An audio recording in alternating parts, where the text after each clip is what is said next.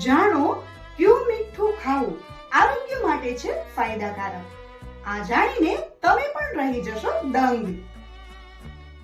મીઠું આપણા રસોડાનો એક અગત્યનો મસાલો છે. દરેક વાનગીમાં મીઠું અવશ્ય નાખવામાં આવે છે. મીઠામાં સોડિયમ હોય છે, જેના કારણે શરીરના કોષો યોગ્ય રીતે કાર્ય કરે છે. આ ઉપરાંત તે ઇલેક્ટ્રોલાઇટ્સનું સંતુલન જાળવવામાં મદદ કરે છે. બજારમાં અનેક પ્રકારનું મીઠું મળી રહે છે, પરંતુ કયું મીઠું ખાવું શરીર માટે ફાયદાકારક છે તે શું તમને ખબર છે? તો ચાલો જાણીએ મીઠા વિશે થોડું વધુમાં. મીઠાનો ઉપયોગ ખોરાકમાં સ્વાદ વધારવા માટે થાય છે. મીઠા વગરનો ખોરાક બેસ્વાદ લાગે છે. શરીરને ફિટ અને હેલ્ધી રાખવા માટે સોડિયમ પણ જરૂરી છે, જે માત્ર મીઠું ખાવાથી જ મળે છે. આમ છતાં ડોક્ટરો સારા સ્વાસ્થ્ય માટે દરેક વ્યક્તિને માત્ર મર્યાદિત માત્રામાં જ મીઠું ખાવાની સલાહ આપે છે. આવી સ્થિતિમાં તમારા સ્વાસ્થ્ય માટે કયું મીઠું વધુ યોગ્ય છે તે જાણતા પહેલા ચાલો જાણીએ કે મીઠાના કેટલા પ્રકાર છે અને કયું મીઠું ખાવાથી વ્યક્તિને શું ફાયદા થાય છે. 1. સિંધવ મીઠું. આયુર્વેદ અનુસાર અન્ય ક્ષાર કરતાં રોક મીઠું શ્રેષ્ઠ માનવામાં આવે છે. દરેક ઉપવાસ અને તહેવાર દરમિયાન સિંધવ મીઠું ખાવામાં આવે છે. તેને ગુલાબી મીઠા તરીકે પણ ઓળખવામાં આવે છે. તેમાં લગભગ 84 પ્રકારના મિનરલ્સ મળી આવે છે. Calcium, potassium, magnesium, iron, zinc, copper, selenium જેવા ઘણા ખનિજો આ મીઠામાં હાજર હોય છે, જે શરીર માટે ખૂબ જ જરૂરી છે. તેનું સેવન કરવાથી શરીરમાં શુગર લેવલ, બ્લડ સેલ્સના પીએચ લેવલને બેલેન્સ કરવામાં મદદ કરે છે અને માંસપેશીઓના દુખાવામાં પણ રાહત આપે છે. તેમજ હાર્ટબર્ન, પેટ ફૂલવું, પાચન સમસ્યાઓ અને કબજિયાતને સુધારવામાં પણ મદદ કરી શકે છે. 2. દરિયાઈ મીઠું. દરિયાઈ મીઠું દરિયાના પાણીમાંથી બનાવવામાં આવે છે. દરિયાઈ મીઠું પાણીને વરાળમાં ફેરવવાની એક પ્રક્રિયા દ્વારા બનાવવામાં આવે છે. તેમાં સોડિયમની ઉણપ અને આયોડિનનું પ્રમાણ વધુ હોય છે. આ મીઠું ઝડપથી ઓગળી જાય છે. તેમાં હાજર મેગ્નેશિયમ, પોટેશિયમ અને કેલ્શિયમ જેવા ખનિજોને કારણે તે રોક સોલ્ટ કરતાં મોંઘું છે. આ મીઠામાં હાજર કેલ્શિયમ દાંત અને હાડકાની નબળાઈથી બચાવે છે. ત્વચાના મૃત કોષોને દૂર કરવાની આ એક અસરકારક રીત છે. જો કે દરિયાઈ મીઠાનું સેવન મર્યાદિત માત્રામાં કરવું જોઈએ, નહીં તો તે હાઈ બ્લડ પ્રેશરનું કારણ બની શકે છે. 3. કાળું મીઠું. કાળું મીઠું બનાવવામાં અનેક પ્રકારના મસાલા અને ઝાડની છાલનો ઉપયોગ કરવામાં આવે છે. કાળા મીઠાની રાસાયણિક રચના સોડિયમ ક્લોરાઇડ છે. તેમાં સલ્ફરનું પ્રમાણ વધુ હોવાથી તે પેટના સ્વાસ્થ્યનું ખાસ ધ્યાન રાખે છે.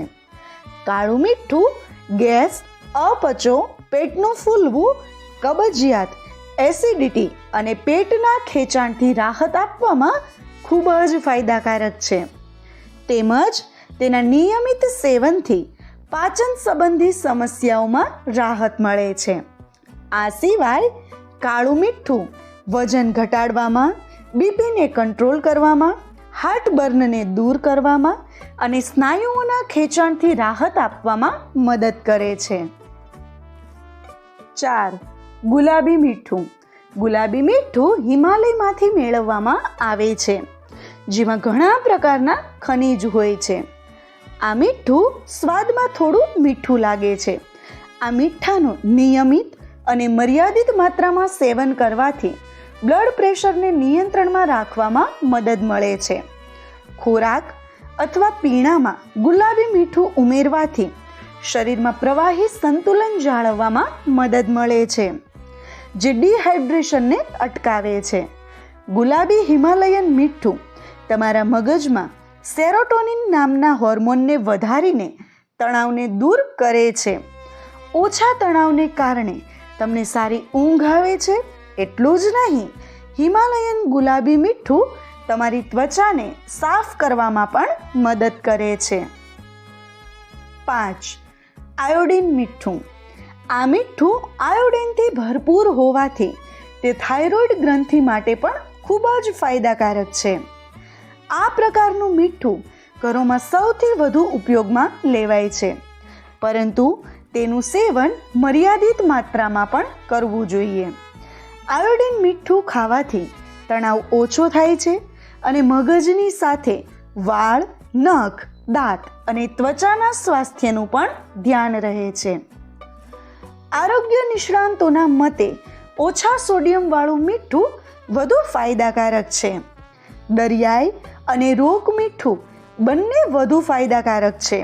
આ બંનેમાં સામાન્ય મીઠા કરતાં સોડિયમની માત્રા ઓછી હોય છે. તમે તમારા ભોજનમાં આ બંને મીઠાનો સમાવેશ કરી શકો છો. એક સલાહ એ પણ છે કે વધુ પડતા મીઠાનું સેવન કરવાથી high blood pressure, heart attack, stroke અને કેલ્શિયમની ઉણપ થઈ શકે છે, જેના કારણે શરીરમાં પાણી જમા થવા લાગે છે અને હાથ પગમાં ગંભીર સોજો આવી શકે છે. આ જ કારણ છે કે માત્ર મર્યાદિત માત્રામાં જ મીઠાનું સેવન કરવાની સલાહ આપવામાં આવે છે.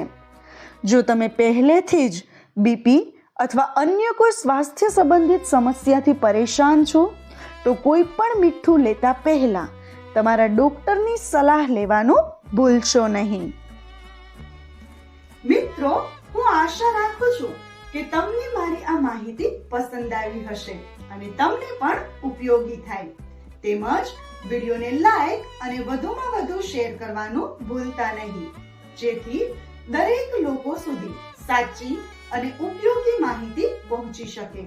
અને હા મિત્રો, કમેન્ટ કરીને જરૂર જણાવજો કે તમને અમારો વિડીયો કેવો લાગ્યો અથવા તો તમે કેવા વિડીયો અમારી ચેનલ ઉપર જોવા માંગો છો. જો તમને આવા જ હેલ્થ ટિપ્સને લગતા વિડીયો જોવા ગમતા હોય તો અમારી ચેનલ હેલ્થ ટિપ્સને સબસ્ક્રાઇબ કરો. સાથે જ અમારા Facebook page health tips by અપેક્ષાને ફોલો કરો. વિડીયો જોવા માટે ધન્યવાદ.